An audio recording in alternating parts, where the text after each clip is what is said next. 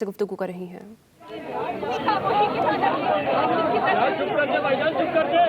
बिल्कुल मुस्लिम लीग नून खामोश नहीं है, मुस्लिम लीग नून आवाज उठा रही है, लेकिन मैं ये समझती हूँ कि ऑपोजिशन को अवाम के जो मसाइल हैं इस वक्त उनको बहुत बदतरीन महंगाई का सामना है, उनको बदतरीन मसाइल का सामना है।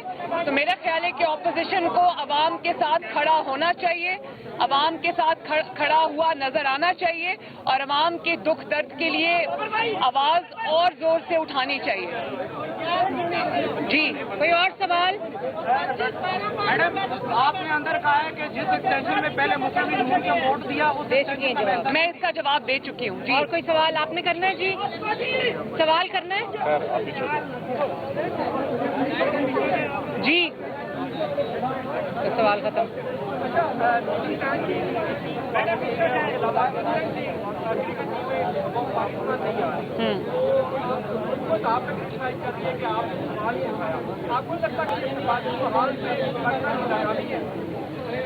मेरा ख्याल है कि ना सिर्फ ये कि ये इस हुकूमत की ना पाकिस्तान की नाकामी नहीं है, ये इस हुकूमत की नाकामी है और इस हुकूमत का पुराना वतीरा जब से ये आई है इसको ये प्रॉब्लम है कि जब भी इनकी नाकामी की, इनकी नालायकी की, इनकी नाअहली की कोई निशानदेही करता है तो ये इल्ज़ाम उसी पर डालते हैं। बिल्कुल इसी तरह जिस तरह ईसीपी आजकल इनके धांधली के पोल खोल रही है तो ये ईसीपी के ऊपर चढ़ाई कर रहे हैं, तो इसी तरह बिल्कुल ये हर जगह पर नाकाम है, हर सफारती महाज पर ये नाकाम है।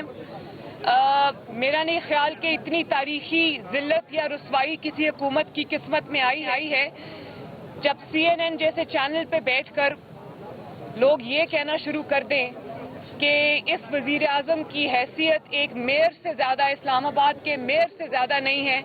मैं समझती हूँ कि इससे बड़ी नामोशी इस आदमी की वजह से जो वजीर आजम की कुर्सी पर बैठा है पाकिस्तान के हिस्से में, ये जो जिंदगी है ये कभी नहीं आई। मरियम, ये बताइएगा कि तोशाखाना केस में हुकूमत ने इनकार कर दिया है जबकि आम लोगों के ऊपर इसी हवाले से केस बने। देखें, पिछले 5, 6, 7 साल से कंटेनर्स के जरिए कंटेनर्स के ऊपर चढ़कर ये भाषण सुनते सुनते कौम के कान पक गए कि जो इमरान खान साहब के अपने फरमान थे कि जो अकाउंटेबिलिटी है वो वजीर आजम से शुरू होती है और जो ताकतवर है उसको कानून के नीचे लाना है। कानून जो है वो छोटे लोगों के लिए है या कम ताकतवर लोगों के लिए है। और हजरत उमर की मिसालें दिया करते थे कि उनका एक कुर्ता था, उसके बारे में भी सवाल हुए और जब अपनी चोरी की बात आई तो आराम से ये कह दिया कि मैं हिसाब नहीं दूंगा। ये आपने किस तरह कह दिया? ये आपका जाती माल तो नहीं है, ना आपका खानदानी माल है, ये पाकिस्तान की अमानत है और इस बारे में ना सिर्फ आपसे सवाल होना चाहिए बल्कि आपको जवाबदेह होना पड़ेगा। आप ये नहीं कर सकते कि आप लोगों को चोर कहते कहते और उसी आड़ में आप अपनी चोरी छुपा कर निकल जाएं। ये अब नहीं होगा, आपको जवाब देना पड़ेगा, ये आपका जाती माल नहीं है। मैडम, ये भी पेट्रोल तारीख की बुलंद फीस बताते हैं, महंगाई की वजह से आवाम परेशान है। क्या मुस्लिम लीग नून अपोजिशन कोई प्लान रखती है महंगाई के खिलाफ भी कोई मुहिम चलाने की? क्योंकि माजी में जब इमरान खान अपोजिशन में थे तो हर दूसरे दिन वो कॉल दे देते थे प्रोटेस्ट की महंगाई को लेके। मुस्लिम लीग नून या पीपल्स पार्टी हमें मुतारिक नहीं दिखाई। देखिए, इमरान खान साहब की जहाँ तक बात है तो उन्होंने पिछले 5-7 साल में जो भी किया है वो उनके अपने आगे आया है। वो कहते थे कि जब पेट्रोल महंगा होता है तो वजीर आजम चोर होता है, जब डीजल महंगा होता है तो वजीर आजम चोर होता है, महंगा होता है, चीनी महंगी होती है तो वजीर आजम चोर होता है। तो इस लिहाज से इमरान खान साहब पाकिस्तान के पहले सबसे बड़े सर्टिफाइड चोर हैं और अब ये जो दूसरों को चोर चोर चोर कहते थे उनकी अपनी कलई जो है पूरी कौम के सामने खुल गई है। और हुकूमत की छतरी जब बंद होने लगती है, जब आपका टेन्योर ख़त्म होने लगता है तो बहुत चीज़ें जो हैं वो अय्यां होने लगती हैं, आपकी ताकत जो है वो ख़त्म होने लगती है, तो बहुत सारी चीज़ें सामने आएंगी, आ रही हैं। उसमें फिर ये बहाना नहीं चलेगा कि मैं जवाब नहीं दूंगा, ये आपके ज़ाती मसाइल नहीं है, ये कौम का पैसा है जिसका एक एक पाई का हिसाब आपको देना पड़ेगा। मैडम ये बताएं कि एक minute madam Nawaz Sharif London में मौजूद है, उनके कोरोना वैक्सीनेशन का जो अंदराज है वो लाहौर के अस्पताल में हो गया है और शनाख्ती कार्ड का जो रिकॉर्ड है वो नादरा के पोर्टल पर भी दर्ज है। जी मैंने हाँ ये कि 2000 पहले इसका सवाल का जवाब दे दूं।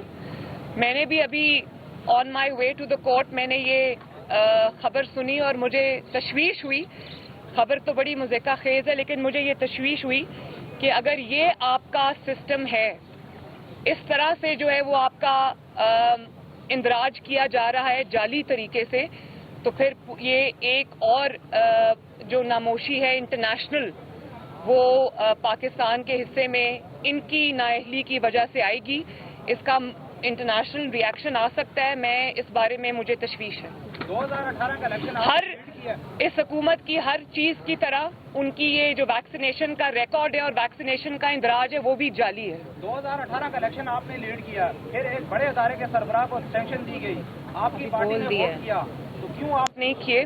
मेरा जवाब इनके पास है, अगर आपने नहीं सुना तो इनसे पूछ लें। जी आप एक मिनट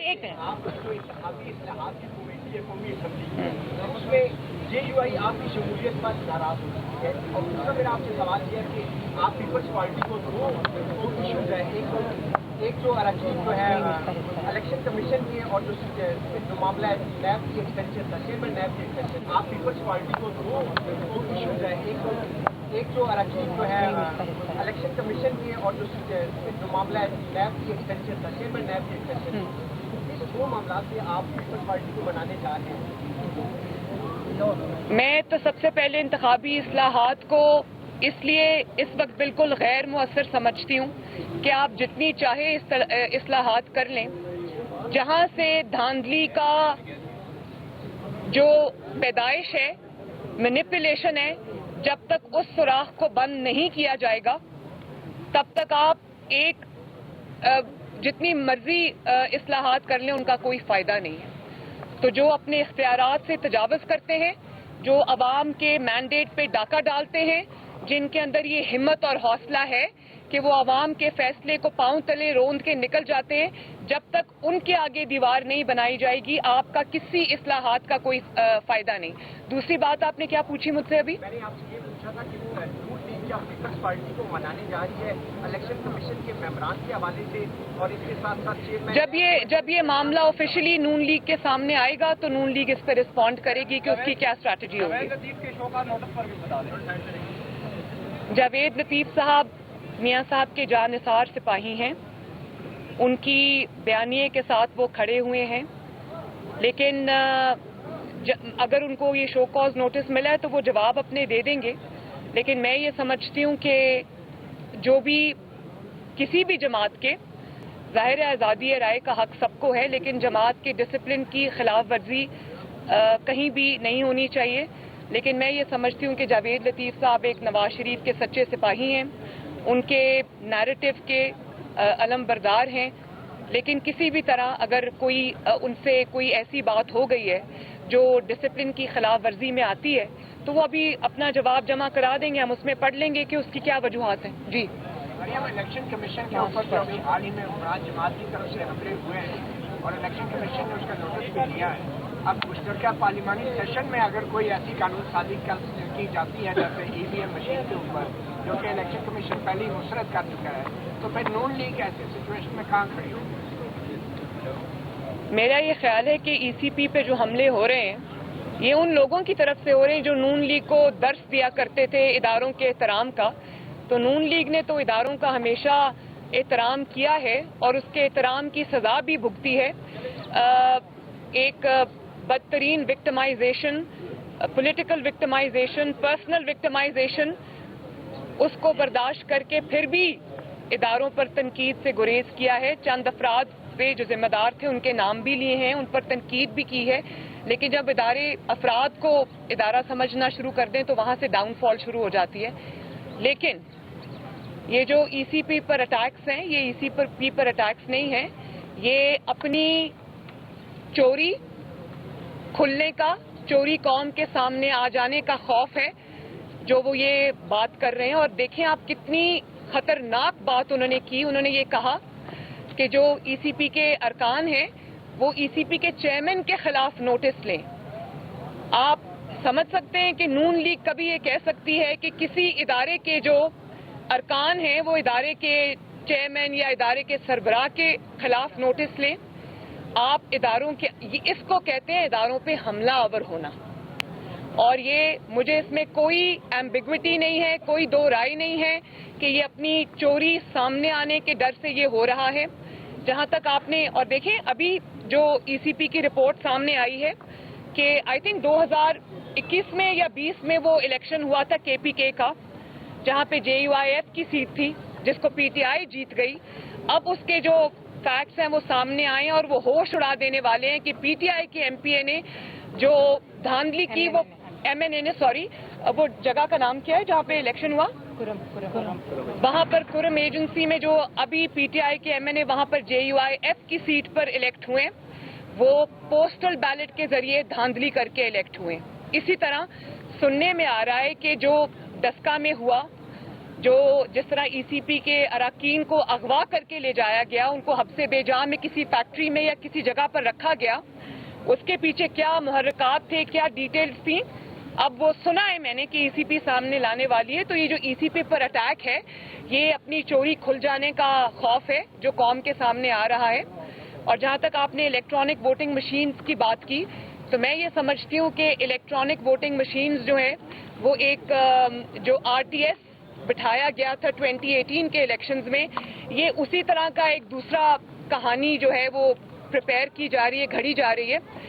تو میں یہ بتا دوں کہ جو انسان اپنی پرفارمنس پہ تکیہ نہیں کر سکتا, جو انسان اپنا ہر محاذ پہ بری طرح ناکام ہے, بری طرح فیل ہو چکا ہے, چاہے وہ مہنگائی ہو, اکانومی ہو, فارن ریلیشنز ہو, خارجہ پالیسی ہو, اور آپ کی جو لا اینڈ آرڈر سچویشن ہو, دہشت گردی نے پھر سر اٹھا لیا, لوڈ شیڈنگ نے پھر سر اٹھا لیا, تو ایسے میں پھر وہ بیچاری حکومت الیکٹرانک ووٹنگ مشینز پہ تکیہ نہیں کرے گی تو کیا عوام کے میدان میں جائے گی؟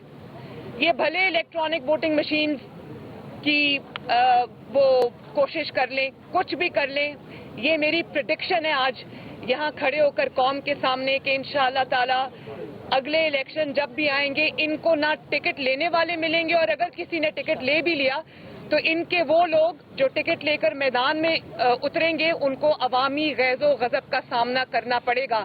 وہاں الیکٹرانک ووٹنگ مشینز کیا کر لیں گی بھائی؟